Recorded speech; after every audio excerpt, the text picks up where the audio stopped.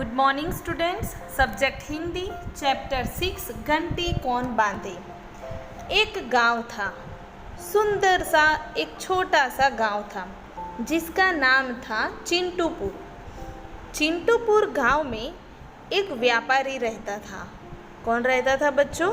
एक व्यापारी। और उन व्यापारी का नाम था लालचंद। उनका नाम था लालचंद। ये रहे हमारे व्यापारी जी, लालचंद जी। उनके घर के ही अंदर एक उनका गोदाम था। इसमें उसकी दुकान का बहुत सा सामान रहता था, इसीलिए बहुत सारे चूहे भी उसके घर में रहते थे। इन चूहों से ये लालचंद जी बहुत ही परेशान रहता था। बहुत यानी बहुत ही परेशान रहते थे। और वे चूहे कभी अनाज की बोरियां काट देते तो कभी मेवों के डिब्बे कुतर डालते। इस प्रकार चूहे हर दिन व्यापारी का न जाने कितना नुकसान कर देते थे। हर वक्त इधर उधर दौड़ते रहते और व्यापारी का बहुत सारा नुकसान कर देते थे। एक दिन लालचंद बहुत ही परेशान होकर बैठे हुए थे। इतने ज़्यादा परेशान थे कि वो सोचने लग गए कि मैं इस चूहों का क्या करूं? कौन मुझे इस प्रॉब्लम का सलूशन देगा कि इस चूहे से मैं बच पाऊं? लेकिन उनके दिमाग में कोई नया सा आइडिया आता ही नहीं था। वो चूहे से परेशान जो बहुत थे। लेकिन एक दिन अचानक लालचंद का मित्र हरिराम उनके घर पे आए। हरिराम घर पे आने के बाद लालचंद ने उनकी सारी बातें, परेशानी वाली सारी बातें हीराचंद को बोली।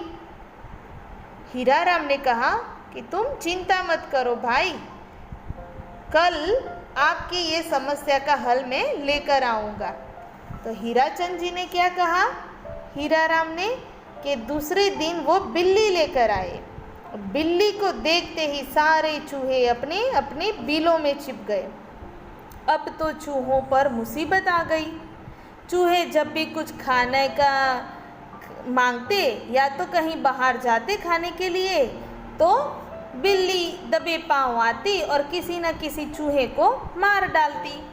तो चूहे इनसे बहुत परेशान होने लगे। लेकिन बिल्ली व्यापारी के घर आकर बहुत प्रसन्न थी। बिल्ली को लगा कि मुझे कोई परिश्रम भी करना नहीं पड़ता और मुझे सारा खाना खुद ब खुद मिल जाता है। दूसरी ओर चूहे भी बहुत परेशान थे, दुबले पतले हो जाते थे और कम भी होने लग गए थे।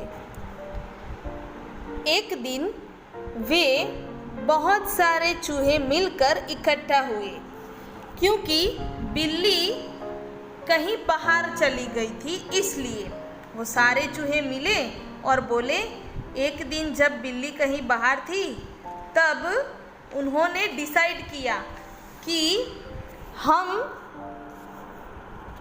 बिल्ली के गले में एक घंटी बांध देंगे। उससे क्या होगा कि जब वह चलेगी या इधर उधर देखेगी तो घंटी बजेगी और हम सावधान हो जाएंगे।